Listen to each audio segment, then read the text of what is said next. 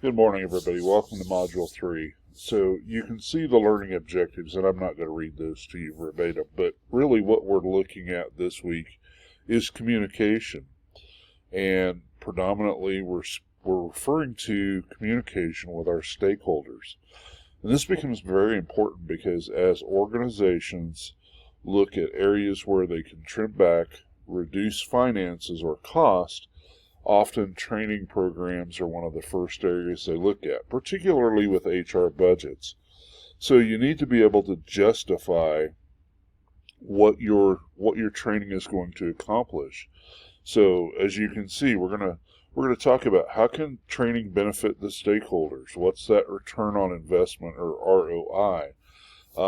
And this becomes very important as we work through the week. So I'm going to scroll down and you can see the learning module overview. And again, this is in your course shell. So if I go a little quick or I skip past some stuff, don't panic. You can go back and review that as well within the course shell itself. So that's really what we're talking about this week.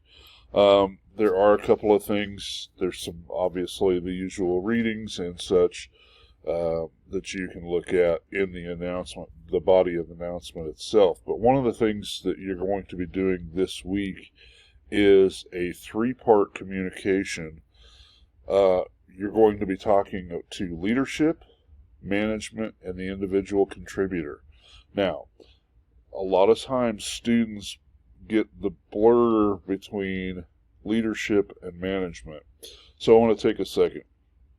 When I think of leadership in the organization, I think of the executive team, the C-suite, your CEOs, your CFOs, your chief operations officer or COO, and of course anymore there's CHROs, which is chief human resource officer, and there's all kinds of chiefs. But and your organization may vary. If you're in a smaller organization, it could be just the CEO CFO combination. If you're in a large organization, you could have multiple divisions, but that's who you're going to communicate to. Those are your ultimate decision makers. Those are the people that sign the contracts with training programs or things of that nature. Secondly is the management group. Now, the management group are your frontline supervisors and typically the next level supervisor. They're not so much decision makers, but frequently they're decision influencers. Those are the folks that you're going to need to help convince this training program that we're offering or we're asking to purchase is going to help us accomplish this. That could be a key metric that you're trying to achieve. Some of you talked about in the discussion the broader organization, like reducing turnover because you're providing training and development opportunities, and that's awesome. So things like that. The last group is the individual contributor. These are the folks that are doing the jobs. These are the folks that show up every day and make things happen. Now, you're not necessarily needing to convince them that it's important to purchase the product.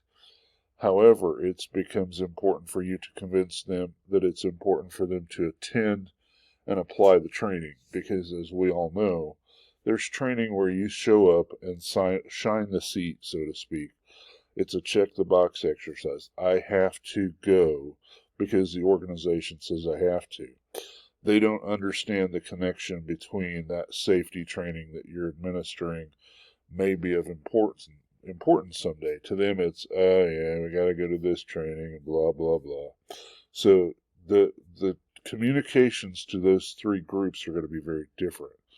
The leadership group, you're going to be convincing them that your budget is important.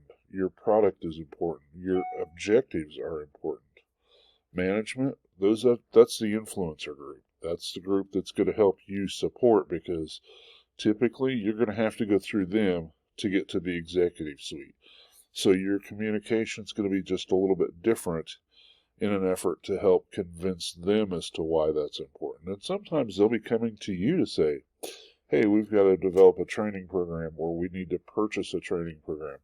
Help me figure that out. So you'll have a partnership.